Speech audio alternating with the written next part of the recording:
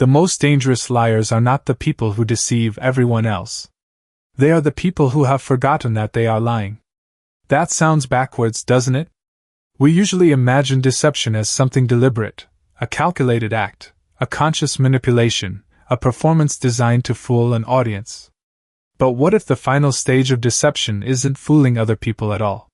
What if the final stage is believing your own story so completely that the line between truth and identity disappears? That possibility is what makes George Wickham such a fascinating figure. Not because he is charming. Not because he is persuasive. And not even because he influences the people around him. Those are only the visible effects. The deeper question lies beneath them. What if Wickham's greatest talent was not creating a false narrative? What if it was living inside one? Think about that for a moment. Most people assume that self-deception is a weakness, a flaw, a blind spot. But history, psychology, and literature repeatedly suggest something far more unsettling. Self-deception can become a survival mechanism. It can function like emotional armor.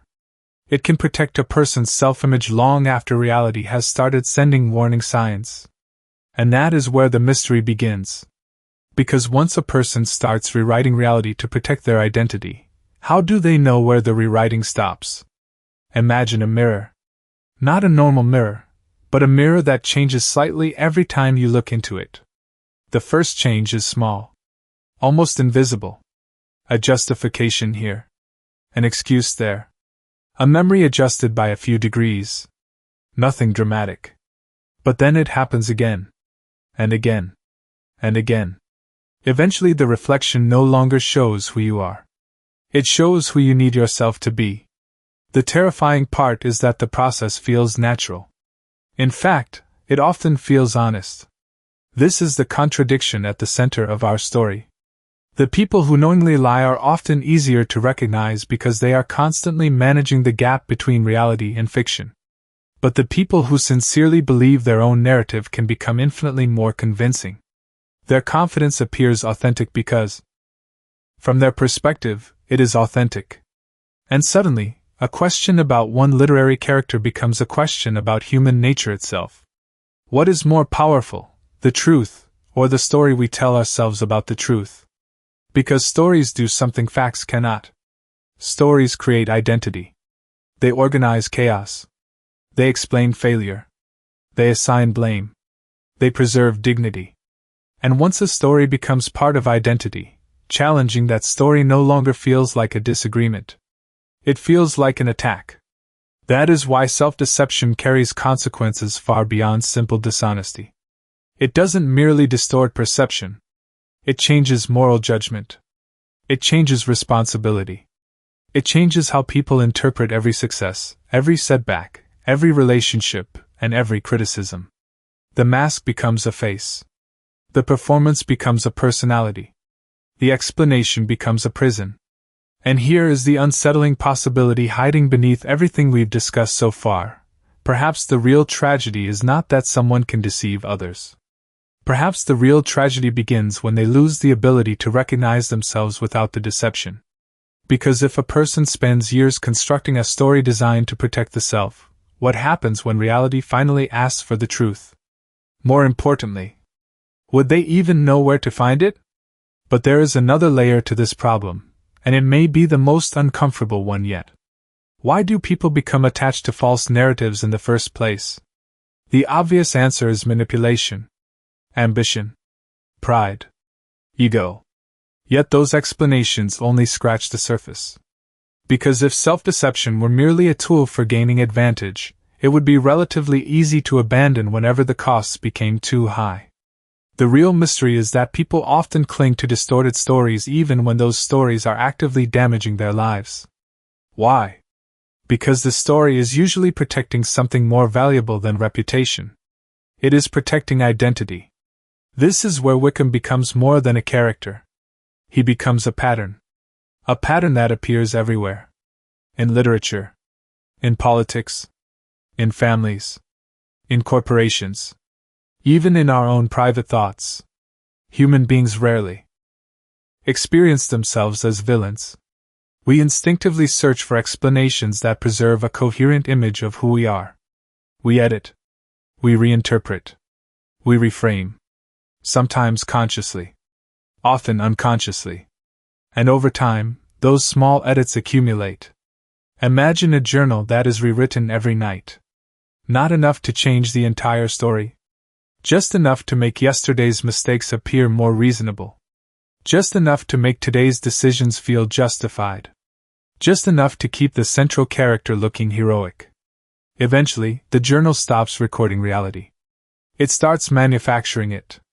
That is the contradiction hidden beneath self-deception. The person is not trying to escape truth. They are trying to escape psychological pain. And that distinction changes everything. Because pain has a way of demanding explanations. Failure demands explanations. Humiliation demands explanations. Regret demands explanations. The mind is remarkably creative when searching for answers that preserve self-respect. But here is the revelation. The stories that protect us from pain can also prevent us from growing beyond it. Every narrative creates a filter. And every filter determines what evidence gets accepted and what evidence gets rejected. Once that process begins, reality itself starts competing with identity. Facts become negotiable. Criticism becomes hostility. Contradictions become threats. And the more emotionally invested a person becomes in their narrative, the harder it becomes to recognize that this transformation is happening at all. This is why the image of the mask matters. Most people imagine a mask as something worn temporarily. But what happens when it stays on for years? What happens when the performance becomes habitual? What happens when the distance between the mask and the face shrinks inch by inch until there is no visible separation left? At that point, removing the mask no longer feels liberating. It feels destructive. Because the mask has become part of the self. And this is where the consequences begin expanding far beyond one individual. A person who cannot question their own story becomes increasingly dependent on that story. Relationships become distorted. Judgment becomes distorted. Responsibility becomes distorted. The need to defend the narrative gradually becomes more important than the need to understand reality. What started as self-protection evolves into self-imprisonment. A prison without bars. A prison built from explanations. A prison reinforced by certainty. And perhaps that is the most fascinating contradiction surrounding figures like Wickham. The more convincing the narrative becomes, the less likely its creator is to examine it. Success can strengthen the illusion. Agreement can strengthen the illusion. Even admiration can strengthen the illusion. Which leads us to a deeper and far more troubling question. If self-deception is not maintained by lies alone, but by the emotional rewards those lies provide, then how can anyone tell the difference between a genuine belief and a story they have simply repeated long enough to mistake for the truth? But here is where the story becomes even more complicated. We have been treating self-deception as if it were primarily a psychological problem. A private conflict between an individual and reality. A distortion occurring inside one mind. What if that assumption is wrong? What if self-deception is not merely personal? What if it is social? Because the uncomfortable truth is that narratives rarely survive alone. They need reinforcement. They need audiences. They need believers. And this is where the role of a figure like Wickham becomes far more significant than it first appears. His influence does not come from force. It comes from narrative gravity.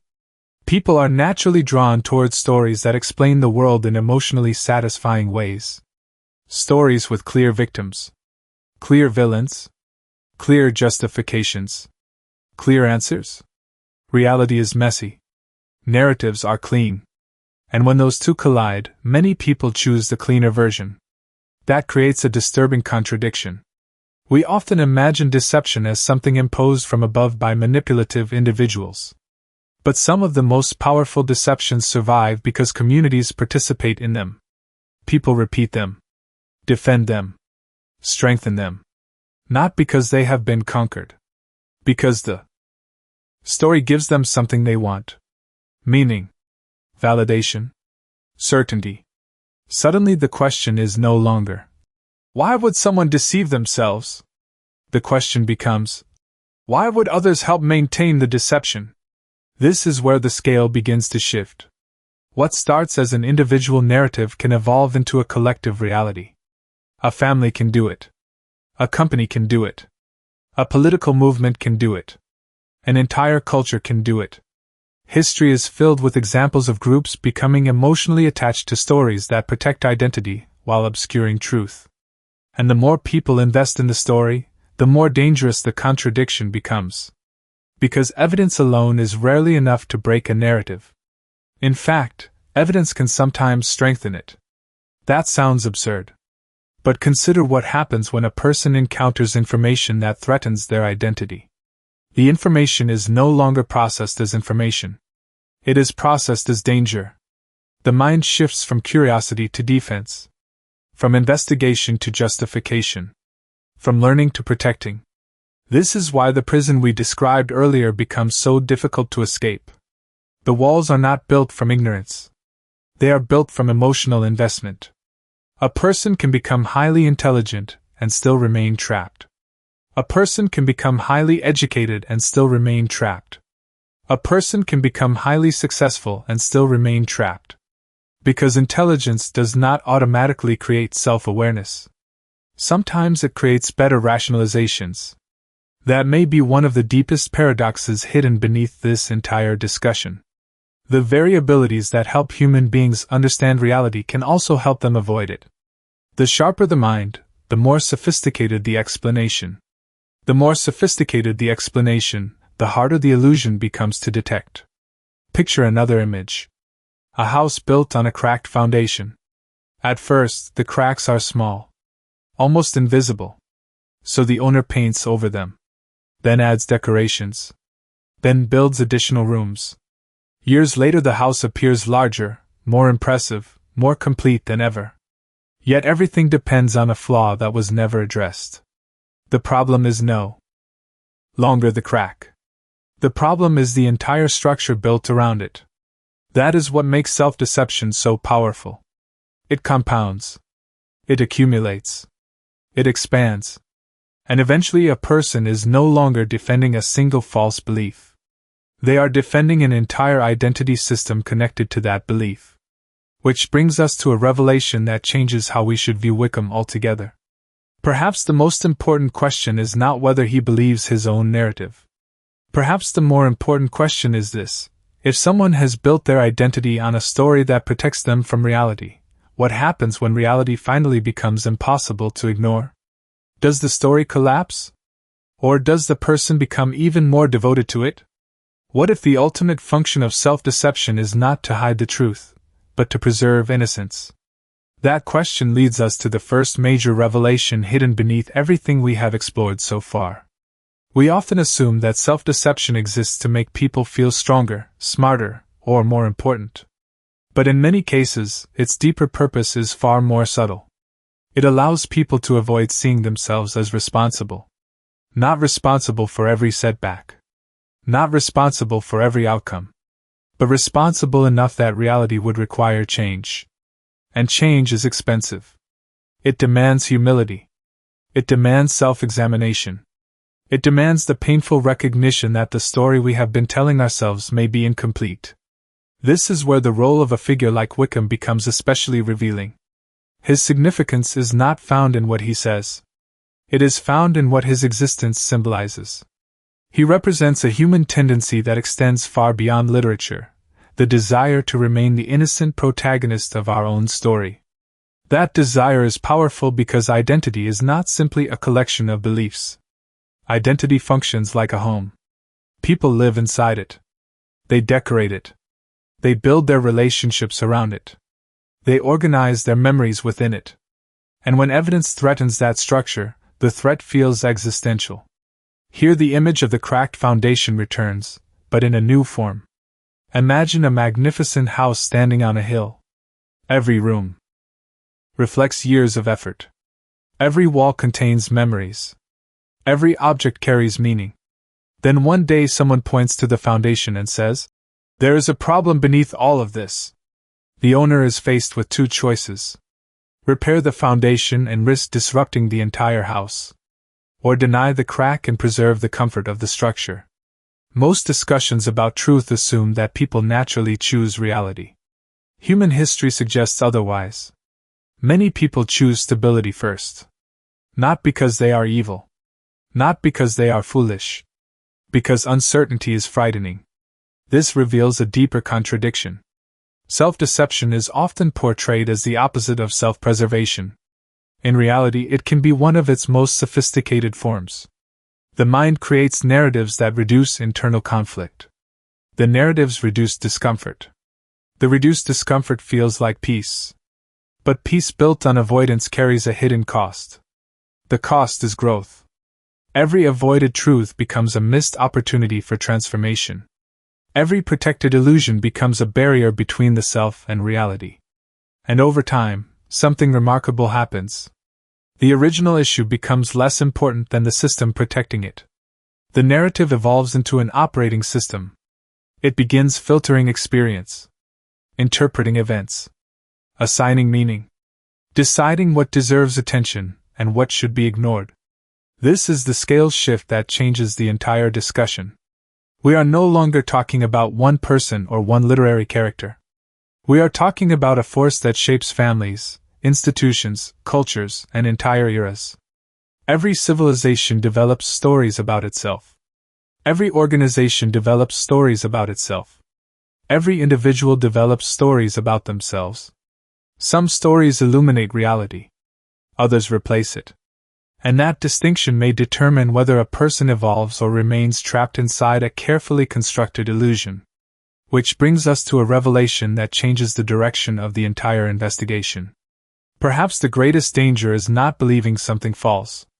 Perhaps the greatest danger is becoming emotionally dependent on a particular version of yourself. Because if identity becomes dependent on the story, then the search for truth quietly stops being a search for truth at all. It becomes a search for protection. And once that transformation occurs, a far deeper question emerges. If self-deception is protecting something, what exactly is it protecting us from seeing? So what is the thing that self-deception is ultimately protecting? Not reputation. Not comfort.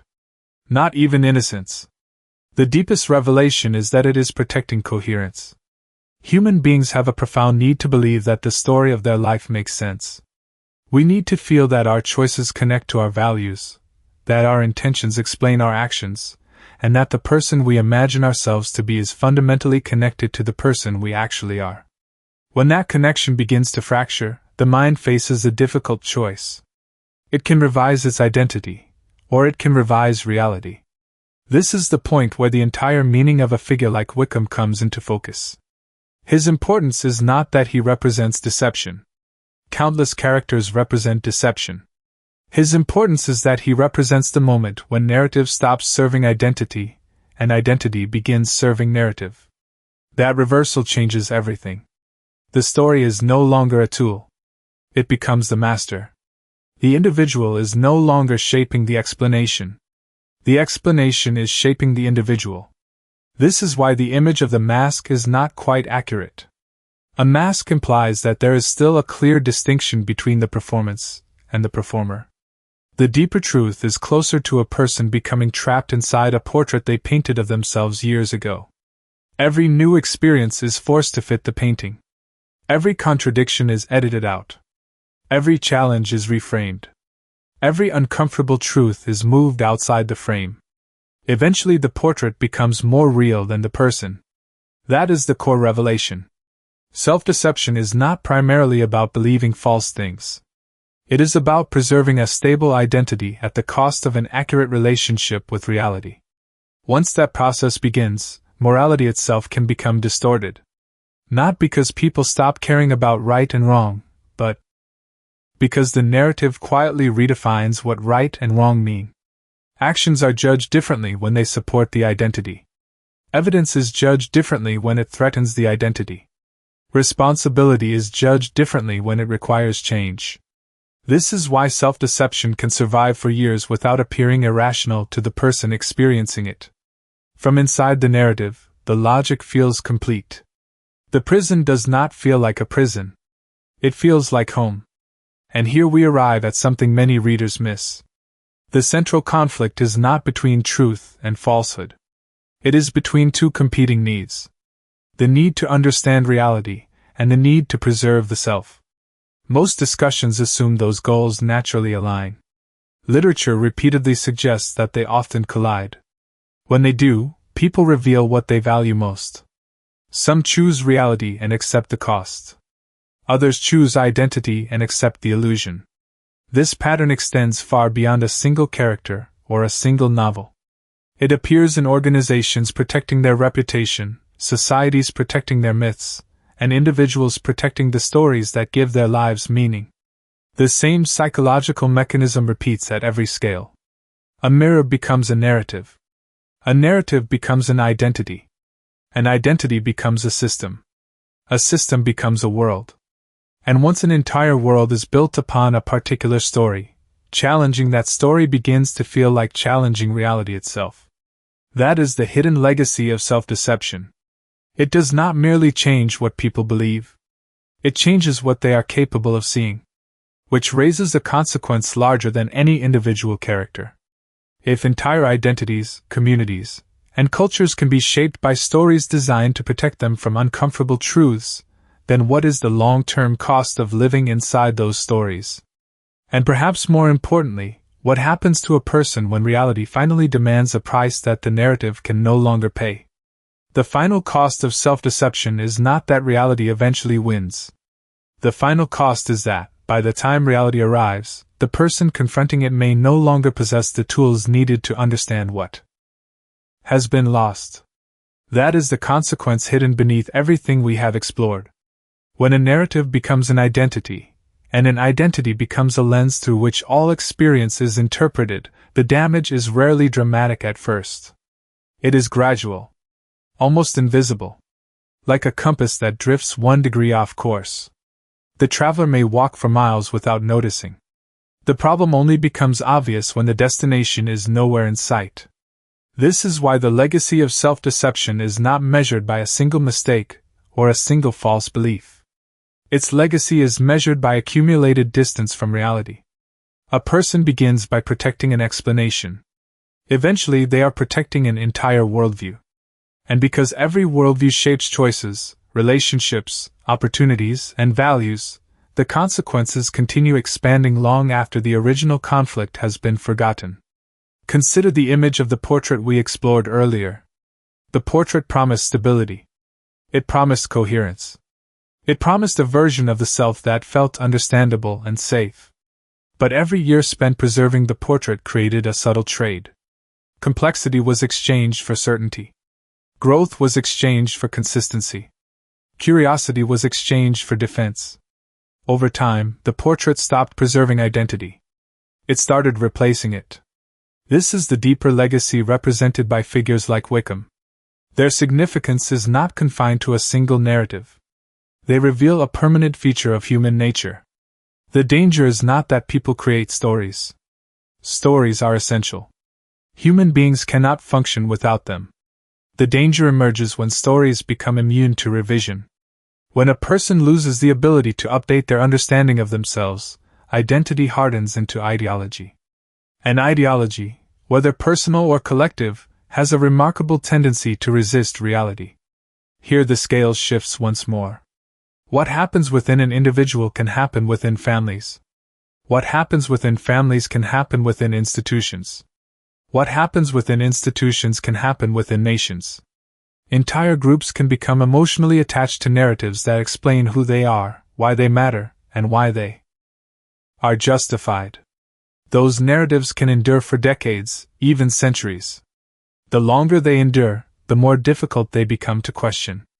Not because they are true, but because they have become part of collective identity. The prison without bars expands. The walls become traditions. The locks become assumptions. The guards become habits of thought. And the most remarkable part is that many people living inside the structure genuinely experience it as freedom. That is why the image that remains with me is not the mask, the portrait, or even the prison. It is the mirror. A mirror that no longer reflects what is there, but reflects what the observer has learned to expect. The tragedy is not that the reflection is inaccurate. The tragedy is that the observer gradually forgets that reflection and reality were ever separate things. Yet there is another side to this legacy. Every act of self-awareness begins when a person notices the gap. The gap between identity and reality. Between explanation and truth. Between the story and the self. That gap is uncomfortable. Sometimes painful. But it is also the beginning of transformation. Which leaves us with a paradox that remains unresolved. Human beings need stories in order to live meaningful lives. Yet those same stories can become the very thing that prevents us from seeing ourselves clearly. So where is the line? At what point does a story stop helping us understand reality and start replacing it? And if that line is nearly invisible while we are crossing it, how many of the beliefs we consider most certain are actually reflections in a mirror that we have mistaken for the world itself? Perhaps that is why this question has never really been about a single character. Characters fade. Plots end. Pages close. Yet certain ideas continue traveling through time because they reveal something permanent about the human condition. Long after specific details are forgotten, the image remains. A person standing before a mirror. A face looking back. And somewhere between the two, an invisible distance that neither side fully understands. The enduring value of stories like this is not that they teach us how to identify deception in other people. That lesson is relatively simple. The deeper lesson is that human beings are uniquely capable of becoming strangers to themselves while remaining completely convinced that they are being honest. That possibility is uncomfortable because it removes the safety of easy judgment. It is tempting to divide the world into those who see clearly and those who do not. Those who are truthful and those who are not. Those who are awake and those who are asleep. But reality is rarely that clean. The same mind that seeks truth also seeks meaning. The same imagination that helps us understand the world can help us reshape it. The same stories that give life purpose can slowly become walls that limit what we are willing to see. This is why the most powerful image from our journey may be either the prison nor the portrait, but the crack itself. A small fracture in certainty. A moment when reality refuses to fit comfortably inside the narrative. Most people fear those moments. They feel destabilizing. They create doubt. They force questions that do not have immediate answers. Yet those cracks may be among the most valuable experiences a human being can encounter. Because a crack is not merely evidence that something is broken. It is evidence that something real is trying to enter. In that sense, the greatest threat to self-deception is not criticism. It is curiosity. Not the desire to defend an identity, but the willingness to investigate it. Not the need to appear consistent, but the courage to become more accurate. This transforms the meaning of the mirror. A mirror is useful only when it reflects something we did not already know. If it merely confirms what we expect to see, it stops being a mirror and becomes decoration. The same is true of self-reflection. The purpose is not self-approval. The purpose is discovery. And perhaps that is the hidden human meaning beneath everything we have explored. The goal is not to eliminate stories. Human beings cannot live without stories. The goal is to remain larger than them. To remember that every narrative, no matter how comforting, is still only a map and never the territory itself. Because the moment we begin treating the map as reality, we stop exploring. We stop questioning. We stop growing. The story begins living us instead of the other way around. And so we arrive at the quiet question waiting behind the mirror, behind the mask, behind the portrait, behind every explanation we have ever used to describe ourselves. If the stories that protect us are also the stories that limit us, then when the moment comes to choose between preserving the person we think we are and discovering the person we might actually be, which one would we choose? And would we even recognize the difference?